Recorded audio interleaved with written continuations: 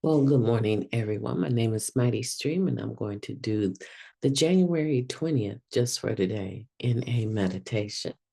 I'm in my famous office this morning, the bathroom in my hotel room, so my boys can sleep. Mm-mm-mm. Too early for this nonsense, huh? Okay, let's get into the meditation. All right, one promise, many gifts. Narcotics Anonymous offers only one promise, and that is freedom from active addiction. That comes from the basic text page 106. Imagine how it might be if we arrived at the doors of Narcotics Anonymous, desperate, wanting to stop using drugs, only to be met by a sales pitch. If you just work the steps and don't use drugs, you'll get married, live in the suburbs, have 2.6 children, and start wearing polyester. You will become a responsible, productive member of society and be fit company for kings and presidents. You will be rich and have a dynamic career. Most of us read it with such a heavy-handed spiel would have shrieked and bolted for the door. Instead of high pressure nonsense and frightening predictions, we are greeted with a promise of hope, freedom from active addiction. We feel a blessed relief come over us when we hear that we never have to use drugs again. We aren't going to be forced to become anything. Of course, after some time in recovery, good things start happening in our lives. We are given gifts, spiritual gifts, material gifts, gifts that we've always dreamed of but never dared hope we get. These, however, are truly gifts. They are not promised to us just because we become NA members. All we are promised is freedom from active addiction. And it's more than enough. Just for today, I've been promised freedom from active addiction. The gifts I receive are the benefits of recovery. Let's take a moment of silence, followed by the we version of the Serenity Prayer. Moment of silence now, please. Thank you. God grant us the serenity to accept the things that we cannot change, the courage to change the things that we can, and the wisdom to know the difference. Just for today, please and thank you. What a powerful meditation. What a powerful meditation. I'm almost speechless. Just to be honest, let me sip my coffee here.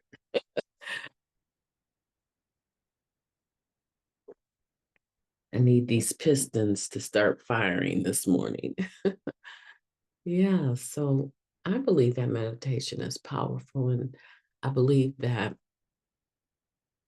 while I've never intended to give a sales pitch to someone that is new, I probably have. And I just feel so bad. I'm sitting here thinking, why today? I don't have time for this. I do not have time for this meditation today. I'm sitting here reading the first paragraph, thinking to myself, when you share MightyStream and you know it's a first step meeting, you need to be more balanced. You need to be more balanced. No, no, no, right? I've never sat down with a newcomer and said, you know what? If you stay here, you can become a productive member of society and be fit for company for kings and presidents. No, I've never done that, but I'm sitting here thinking about how I share in first step meetings, right? And I believe I have not done the best job of carrying the NA message. which, involves not just the message, but the promise that it makes. Freedom from active addiction. I've carried the beauty, the love, I'm not a person that's really big on malicious style type sharing, even though I can get excited sometimes. I think that I have gotten to the point where I talk about all of the things that have happened and can happen, and that lost dreams awaken and new possibilities arise. And I'm just really beginning to wonder if that's just a little bit too much of a sales pitch, if that's more of it's the truth. Now, don't get me wrong, it's the truth, but it's not a promise that Narcotics Anonymous makes. And I want to make sure that the next time I have an opportunity to do this, that I actually am able to talk about my experience, strength, and hope from the point of view of getting clean and what that looked like, and then how I have benefited. And so kind of flip it. So in my 4 minute or 5 minute share, flip it and spend more time talking about the process, the level of surrender, the things that I've struggled with to stay. And then cut into, with a minute left or so, cut into the benefits of Narcotics Anonymous, I want to start doing that. I think that's important. And I think it's important for us to understand that these are gifts. All that other stuff that has come besides freedom from active addiction, they're like, the frosting on the cake and the cherry on top. It's a benefit. Many of us have gone on to start some amazing, and I do mean amazing businesses, agencies that help people in recovery. Many of us have done that.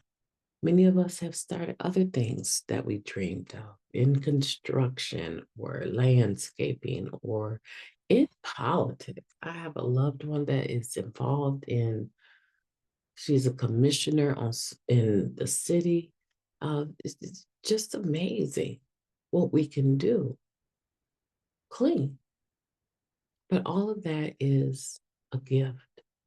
It's not the promise. It's not the promise. The promise is freedom from active addiction. And to me, that's enough. When I talk about freedom from active addiction, to me, it means I start having choices. I have options on the table today. I'm not on my back trying to pay rent today, right? I have options. And it means a lot of other things. There's a level of responsibility that comes with that too. I don't get to use excuses for letting people down today. You know, oftentimes when I'm with my boys, someone asks me how old they are because they look so much older than they are. They're only 11 and 12. The 12-year-old just hit 6 foot. Let's start there. And his growth plate is barely at a 1, and he has to go to a 5. Let's start there, which means he's going to be very tall. And the younger one, he's average height. He is average height, but he is not average mind. I think he's a genius, actually. And so my conversations with them they're not basic conversations that an adult has with a child. Um, when I'm talking to them, I personally have to know my motive, my reasons, because these aren't children that I've taught to just accept anything. And I'm the fruit of that, right? I get to experience their reasoning, and I get to experience listening to them reason. And I need to make sure that when they're doing the things that I've asked them to do, which is to ask the right questions, and they're doing it with me, I don't get to, I personally don't believe I get to say, what are we talking to? Why are you asking me that? That's none of your business. Do what I tell you to do, right? Speak when spoken to, and don't interrupt me. Don't ever question me. I don't come across like that because I don't think that feeds their young spirit. It doesn't. But when I'm out and about with them and people approach us, they're usually attracted to the light that is within all of us together in our interaction, right? Can't tell you how many people have walked up to us and just said, you have a beautiful family. I've just been watching how you all interact with each other. You can tell that you guys are very cohesive, right? Meaning we're very much together, right? And that we get along. And so for me, that is a gift.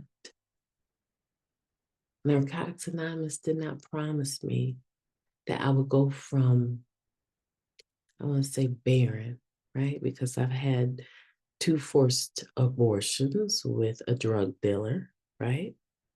So I was very young, 16, and he was 37. You do the math. But behind that, I lost my ability to bear children.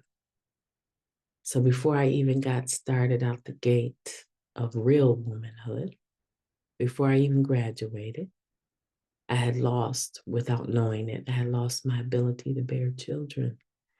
And so a lot of my using, a lot of my using was to deal with the depression and guilt and shame of being a woman that said from a very early age she would have 10 children.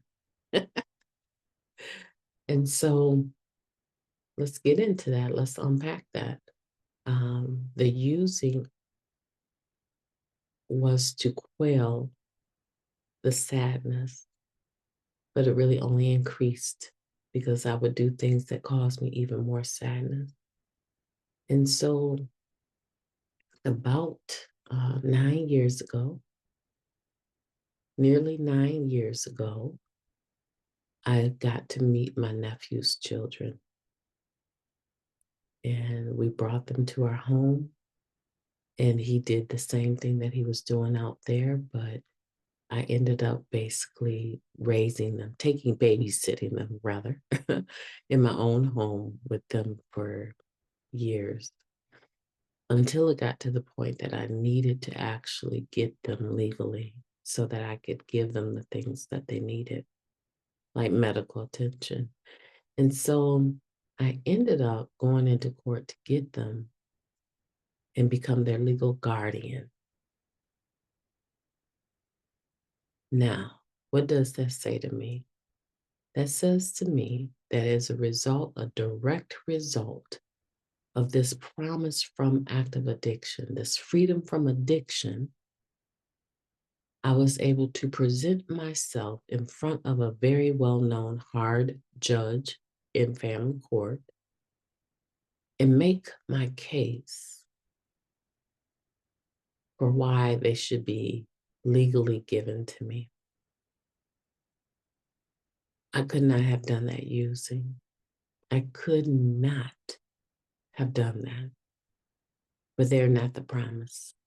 They're the gift because I was able to access the promise. Now, I don't want to, if you have to go, that's fine, right? I don't want to cap something that is this serious because someone doesn't have time to listen. You can listen to the abbreviated version anytime if you have to go and you're in a hurry. But, you know, when people approach me and they approach my family and we're out in public, I'm very, very mindful that they were given to me, gifts to me. And I'm also mindful that they are I would call them spiritual children, which is a lost dream, right? To have children, that was a lost dream.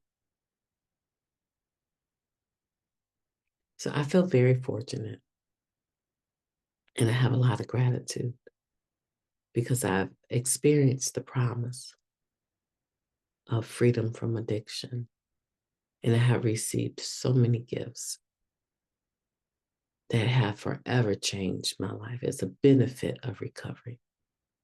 And I treat them like they're gifts. You ever give somebody something and they secretly don't even like it, but they take it? And they say, "Oh, thank you. That was so nice of you." As soon as they turn around, they tell their friend, I'm definitely putting this in the trash.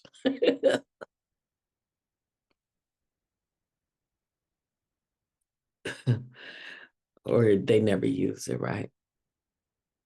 That family member, you spend all that money giving them something special for, an anniversary or birthday or Christmas. And come to find out, they don't even like it. They never use it, or they worship it, right? They worship it because it came from you, and they put it up on a shelf and it collects dust as a knickknack, but they worship it. You ever had that happen with a gift? The God of my understanding gives beautiful gifts, perfect gifts, and it would be very easy to worship those gifts. But instead, what MightyStream does is I honor. I honor the gift giver by taking good care of the gift and using it for its purpose. And now children are gifts. And the way that I do that is I raise them. I'm in their lives. I'm in their business. I'm in their rooms. I'm in their phones. I'm in their conversations. We have many gatherings first thing in the morning. A lot of times they're sitting in the background when I'm taping, especially if it's a hard morning. They'll sit there and listen. And when I get done, they start clapping. And I think to myself, what a beautiful family I've been given. A second chance at having children, you know? And I have far exceeded 10 children spiritually. I've got babies in other nations, and I've got spiritual daughters and sons that call me mom in Africa. I have such a spirit of gratitude. So I thank you for spending time with me this morning. You can probably tell I'm bored, huh? Oh, I'm not bored. I'm blessed. Yeah, I spent yesterday over at my dad's. Was able to put a little heat on the situation and get some things done, which also included a hospital bed.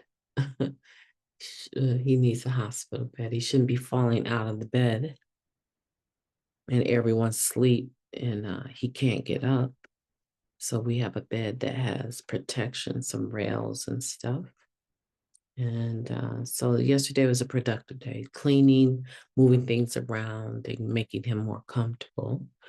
Uh, I don't know what happened, but he got so happy to be spending time with me. I'm that other child, the first child from another state. And he just said, it's so nice to be able to just have this time with you. And I just hugged up on him, held him. He hurt his shoulder, his arm, and it was very hard for him to sit properly up. So I just told him, lean into me. I got big enough arms to hold you. And he did. Um, and from there, um, he asked me about some songs, some gospel songs. He used to sing with a group, right? So he asked me about some gospel songs, and I found them. and I was able to record him singing, guys. I'm talking about a whole gospel song. A couple, actually. He even tried to do the I Have a Dream speech.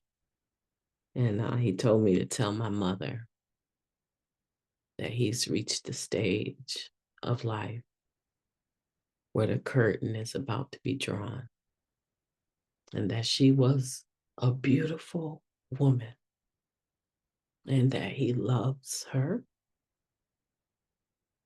And he's so grateful that they had me. I'm telling you, he just warmed my spirit. Warmed my spirit. You guys, I love you so much. I'm gonna let you go now, okay? I will be doing the next meditation here soon, and it'll be much more brief. I guarantee you. It'll be much more brief. But I want for you to have a beautiful day on purpose. Please promise me you'll do that. You deserve it. And if you don't do it now, I don't know when you're going to do it. Seize the day and make it beautiful for yourself and those around you. Even when you're dealing with situations, storms like this, we're going to pass through them. And we know that because we've passed through all of the other storms. We're still here listening to the podcast. So we have every reason to have faith. My name is MightyStream. I've enjoyed talking to you. Talk to you tomorrow.